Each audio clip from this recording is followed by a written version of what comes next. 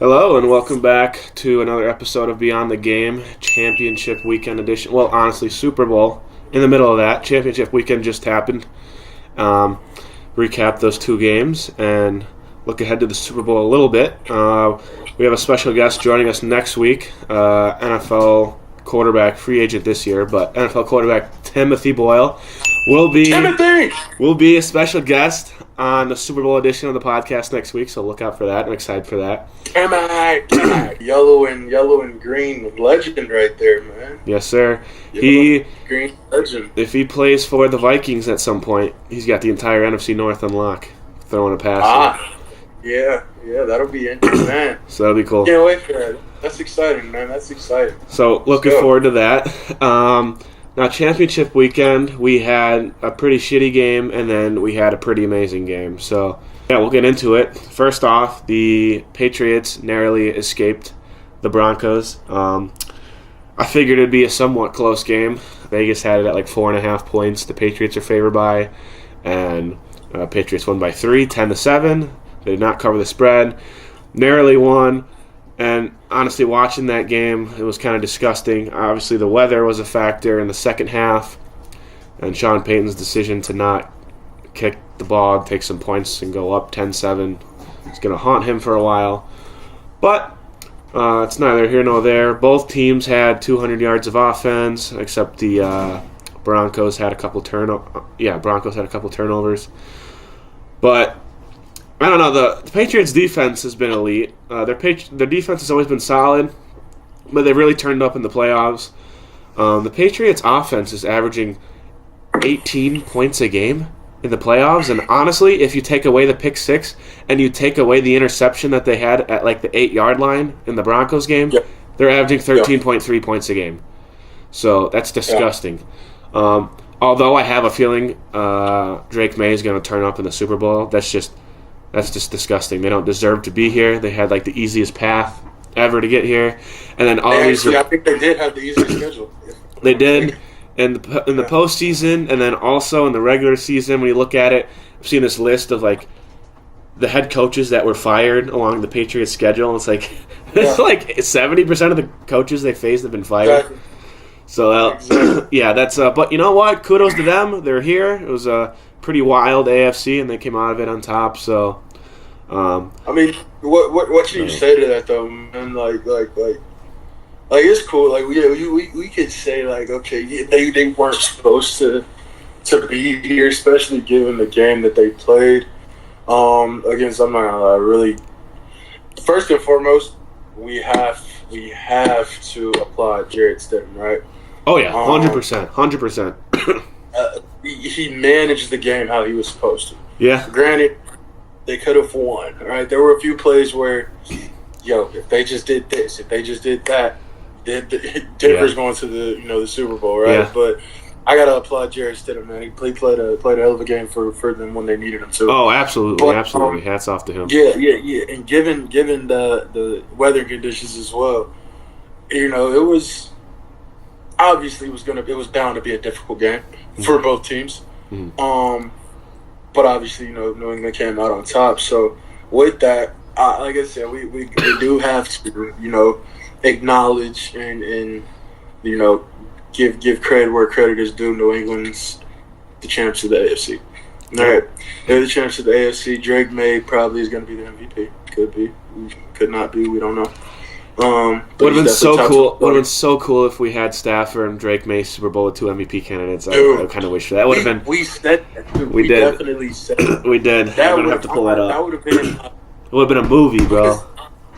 Listen, and realistically, that's more of an even matchup than Seattle and. Oh, 100%. And I know we're waiting to talk about it, but Seattle's defense, man. I don't think Drake's seen anything like that this season. Yeah.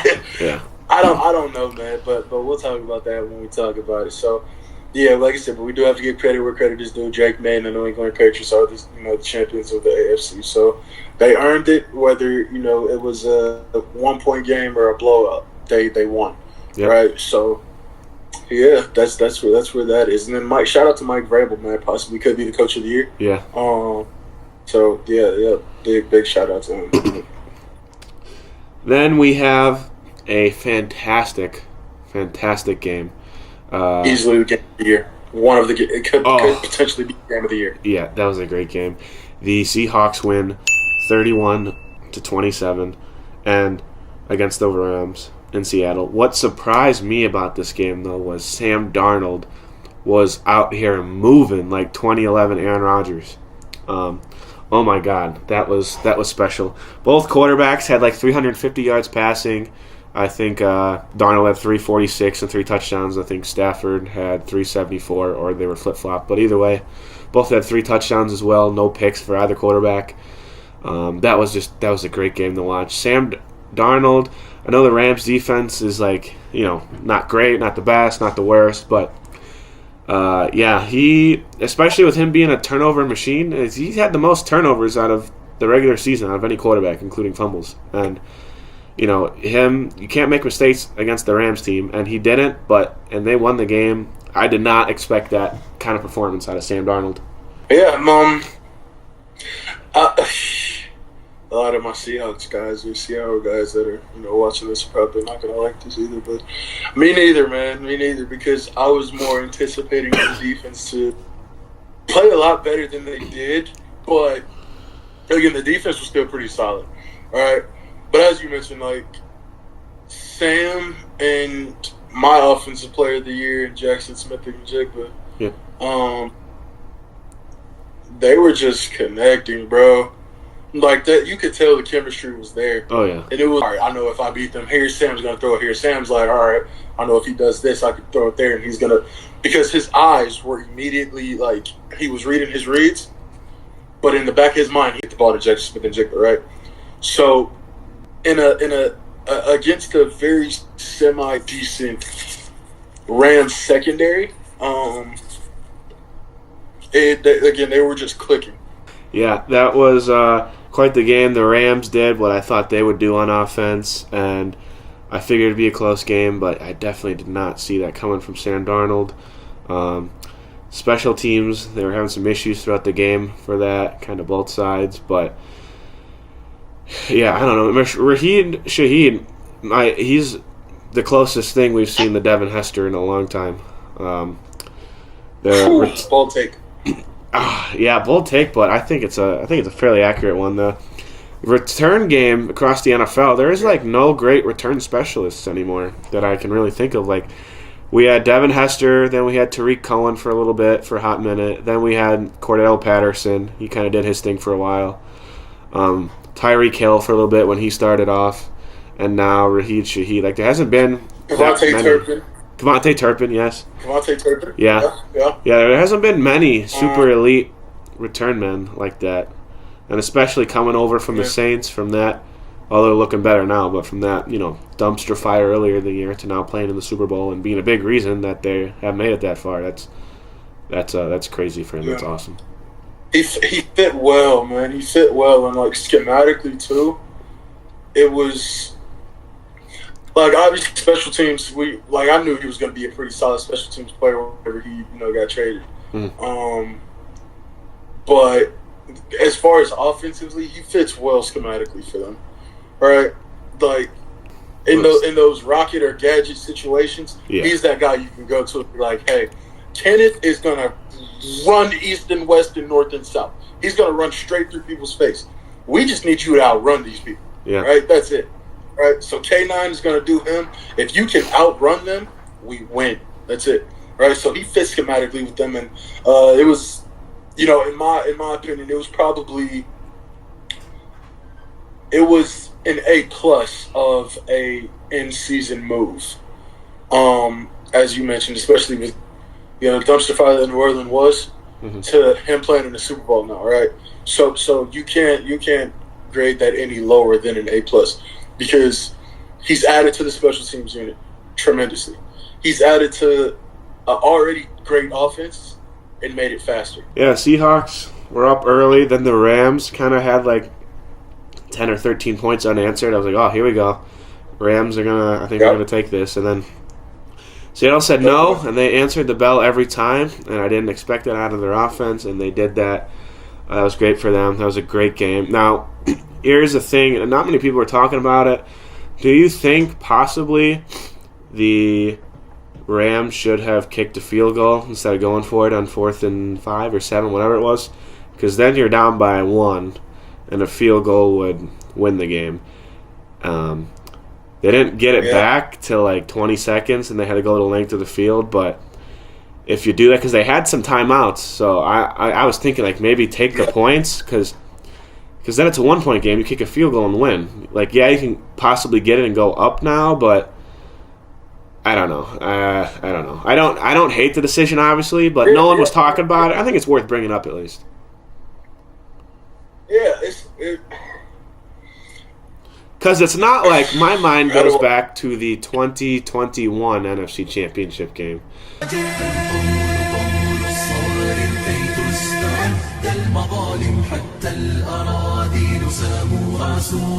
between Tom Brady and Aaron Rodgers when we're down by 8 points and Matt LaFleur's like kicked the field goal on 4th and goal or 4th and 8, whatever it was, and then we go down by 5 and lose by 5. It's like either way we're gonna have to put the ball in the end zone, my guy. So I don't.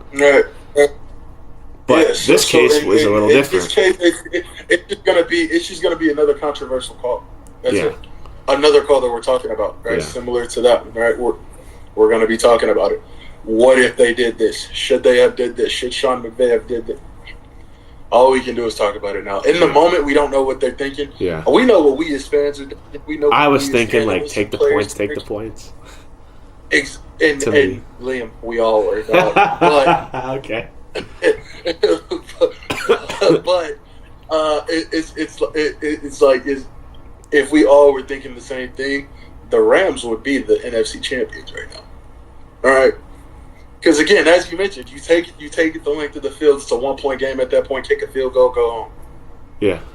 Spoil Seattle Super Bowl return, right? In Seattle. Because the play too, Matthew Stafford just kind of threw it like nowhere to the tight end in the back of the end zone. He was smothered and he like panicked. So I don't know if he liked the play call or whatever, but it seemed kind of rushed or something. So it they clearly, I don't think, had anything they were like 100% confident in. So it's like at that point, just take the points, dude, because you didn't even give yourself a shot on 4th down. Yeah. Yeah, exactly. And then at the same time, you're gonna have those people that are like, "Oh, well, can we look at it? Can we review this for a PI?" Mm-hmm. That was clean defense by Spoon. Clean defense, all right. Clean defense in the end zone. So let's stop with the PIs, okay? Because that was a clean defensive play. It was just, for lack of better term, piss poor offensive calling. That's all it is, right? Like a offensive situation, right? So that's what it is. But again, we're going to be talking about it. Another controversial call that we're going to talk about, right? Like the catch from Dallas against your boys. Yeah. As you mentioned, the 2021 championship, right? It's and the Saints Rams one as well. Yeah. Boy. It's all we just do is talk about it, right? Yeah. Like, that's it. So, yeah, because and then you think like, okay, you do think about those plays, you do think about those calls, and you do think about the teams that were playing. The Saints were going to win the Super Bowl that year, undoubtedly. All right. You then go to the 2021 championship. And you're going to hate me for this, but this is a football podcast, so let's talk. It doesn't matter. Sure.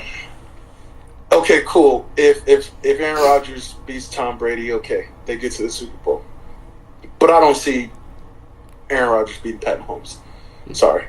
In the Super Bowl, by the way. Now we're here, and I'd like to say also, just going back to that, Tom Brady did not deserve to win that game. He had a bunch of yards. He had 3 touchdowns, 3 interceptions. He was just chucking interceptions that game. Aaron Rodgers had like 300 yards, 3 touchdowns, 1 pick. I was like, oh my God. Fucking Kevin King just could not play defense, bro. Okay, Liam. We're good. We're past it now, all right? Dude, We're past it. 2 nights ago, we're out here. I'm getting older now. I'm 23. So my girl and I were doing a puzzle, 1,000-piece puzzle. Yeah. And randomly, she's like, looks behind her. She's like, "Why are you watching this?" I had on the NFL, their YouTube, the Packers Steelers Super Bowl 45 15-minute highlights. I was watching the full game highlights. I was like, just remembering the good times, man. She was like, "Why?" I was like, "Because it's been sad the last 16 years." I'm like, hey, a Mike McCarthy-led team. yeah, now, that's how crazy. do you feel about that, bro? Dude, that is a horrible move for the Steelers. I don't know why you would hire Mike McCarthy. I mean, Aaron Rodgers literally ran him out of town in Green Bay at the end of his tenure. Then he went to Dallas. So you don't think? And yeah. Do you think this would bring Aaron back for another year, maybe? No, I don't. I think I mean people are saying that, but I think now even more so. He's like, hell no, I'm out of here, bro. Because he wanted to play for Mike Tomlin, and then Mike McCarthy. Good for him though, because I know he's from Pittsburgh, so that's got to be cool. He grew up a Steelers fan. Oh yeah. So good for him, but. Nobody liked him in Dallas either. He had a couple good seasons, but then they don't do anything to playoffs. Like, I don't know. I don't really like it. You got like an aging roster, so maybe he's just a bridge coach. I don't really understand. I mean, at this point, you just got to pack it up and just tank. Like, you can compete for the 7th seed every single year if you want to, but. Bro, what's the point in that? You've been doing it the last, 10 years. I don't even think you've won a playoff game in, 8 years or whatever it's been. So who do you think we go after, or the Steelers should have went after? Man, I would have went after, a young OC. You don't need it. I would have gone offensive because that's usually where the Steelers' problems have been recently. Mike McDaniel was right there. Mike McDaniel was there. He accepted an offensive coaching job for the Cardinals, the OC for the Chargers. So if you would have given him the head coaching job, he sure would have taken it, and definitely would have helped you guys out a lot. You have an elite defense. He would have done wonders with your offense. Exactly, right. And I'm not gonna lie, it's. I don't see them making a big splash at quarterback. No. Unless you either go get Diego Pavia from the draft or something. Yeah. Because you have Will Howard. Yeah. I like Will Howard. Yeah, a lot of people like Will Howard. I'm a big fan of Will Howard, right? So I don't say you give him the reins now. I say you mold him into taking the reins, right? Right? Because I'm not. Are you trusting Mason Rudolph as a starter? No. He's a solid backup, but I mean... Solid backup, solid too, right? But you guys are clearly, going in a different direction, so you need a young guy. Yeah, exactly. So you either give the reins to Will Howard, or you go get, you get Diego Pavia, right? Right? One of those two, right? Yeah. And then, you go from there. Because what I will say is, what made me think about this is, all right, so cool. You have Mike McCarthy, right? Remember, he got Aaron Rodgers when he was young, when Aaron was young, right? Yeah. And Mike is obviously a little older in age, right? But he developed Aaron Rodgers, right? Helped develop Aaron Rodgers, I should say. So this is a situation where you're looking at it, and I'm looking at this as the same way, right? You got Will Howard, you have Diego Pavia possibly. Can you develop them? Yeah. Into, being a system quarterback that Pittsburgh needs, especially with the weapons that Pittsburgh has. So, yeah, you gotta obviously you're going in a different direction now. You gotta start rebuilding or, building back up. You can't just get another vet quarterback. You've been doing that the last 5-6 years, and you've had minimal success. So, you gotta. All right, so another question. Early picks for who's going to win the offseason. Who's going to win the offseason? Which team is going to win the I think the Dolphins already did, and I think the Dolphins will continue to win the offseason because Jeff Hafley has taken a lot of Packers lower end mid position coaches. He's taking a lot of those guys with him, and I think even now more so than ever, the Dolphins are definitely getting Malik Willis. I thought they were getting him before they hired him. Now it's pretty much a lock. Malik Willis is going to Miami, which is going to be awesome. Yeah. So I think the Dolphins are going to be major winners. They already got a good head coach. It's all season champs times 4, baby. All right, if we edit this out for discretion, I don't care. If we get Myles motherfucking Garrett, I'm losing my shit. I'm losing my shit. I'm cutting my hair off. I'm doing it all. We are going. I'm cutting the hair off and I'm tattooing 85 bears. That would be crazy. Time, right? That would be crazy. The cardiac bears are back if you get Myles Garrett, man. Holy shit. But like I said, I feel like we're gonna go four seasons in a row, man. No, we're unstoppable. It's gonna happen again. I do like. What do you think of What do you think of the Packers' new hire at DC, Jonathan Gannon? That is a great move. Yeah, right? He wasn't that great as a Cardinals head coach, but the Cardinals are the Cardinals. But before that, when the Eagles lost to the Chiefs in the Super Bowl a couple years ago, not the one they won, but several years before that in 22, he was the DC, and their defense was top 5 in every single statistical major category, passing, rushing, everything. And then the season he left to go be the Cardinals head coach, then in 2023, they were bottom 10. And the Eagles were bottom 10 in all major categories. Yeah. So he's a great defensive coach, and he's got a lot of fun pieces to work with in Green Bay. So I think that's I'm cool with that. I think that's a great coach, great hire. This puts him in another position to. You give him 2 seasons as the DC. It puts him in another position to become a head coach, bro. Oh, absolutely. Especially with the pieces he has, It's gonna be the way I'm looking at this now. Jonathan Gannon does what he does with the Packers for these 2 seasons. Yep. He ends up in Pittsburgh, right? As the head coach, right? Yeah. You have a Pittsburgh defense that's pretty solid. Yeah. Right. If you keep the that you have now, it's a pretty decent defense. It's a pretty dope defense, right? And then you have a master defensive mind in Jonathan Gannon actually going to be running that defense, right? You bring in whoever you want at OC, cool, okay, do that. But if you're running the reins on defense, and the dirty towels are back. You know what I'm saying? So yeah, it's gonna, like I said, I say give him 2 seasons, and he's back in a head coaching position. With a dominant defense as well. Probably, and this might be an interesting take, Cleveland. If Myles Garrett goes nowhere, and Cleveland has 2 of the top 15 cornerbacks in the NFL. Yeah. You give him Cleveland with a Myles Garrett in those corners.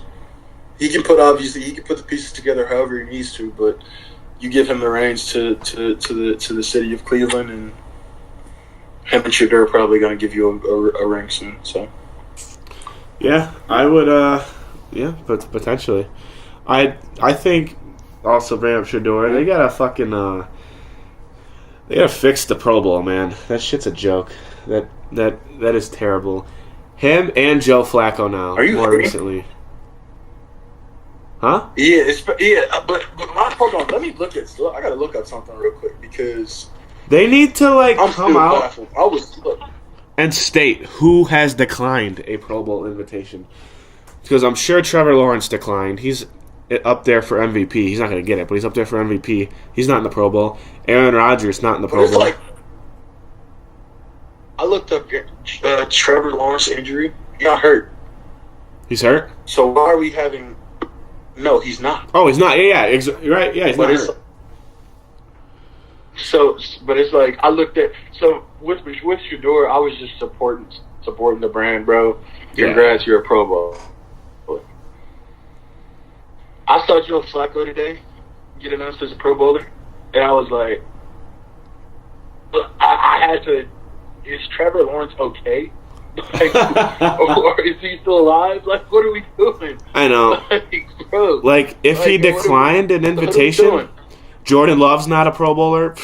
Like, they need to come out and state who has declined a Pro Bowl invitation then, and come out with a list. Like, we need to know this because we can't just hear these fucking bums getting Pro Bowl nods. Pro Bowl is supposed to be the top, like, 5, potentially, like, top 3 quarterbacks in every conference. So, like, top 5, 6 quarterbacks in the league. Domzilla, I hear you have an announcement you would like to make, so the floor is yours. You can take that away. Yeah, man. So, it's been a long off season for me. Past few months. If nobody's ever, if you really don't follow my story, I left my former team during the season. Just mentally, there was just a lot of things I was dealing with. My father passed away. I also learned that I'm I'm about to be a dad pretty soon.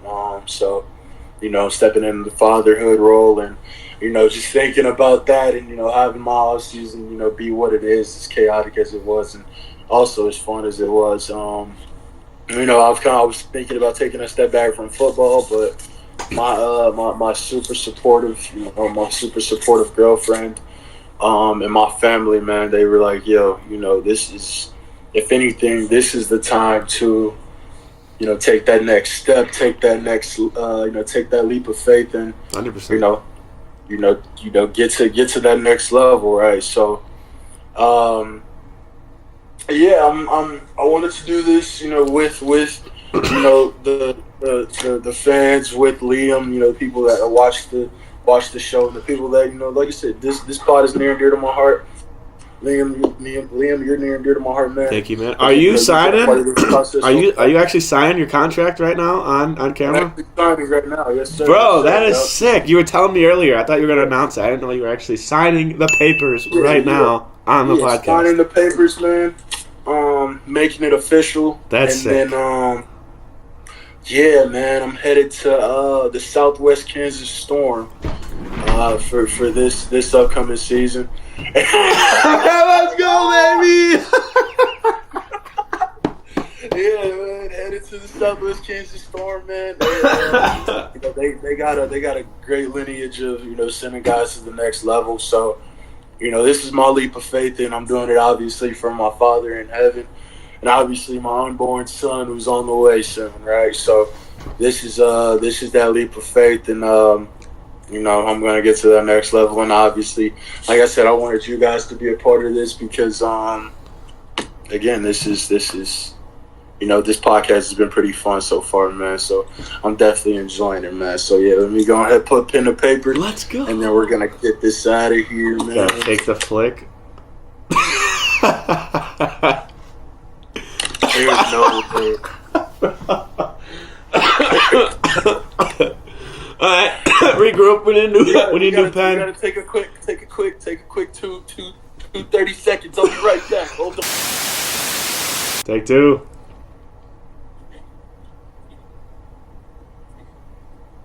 That's awesome.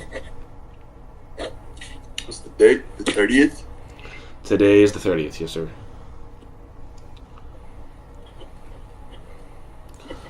What team again? I'm looking them up quick. Here we go. Folks.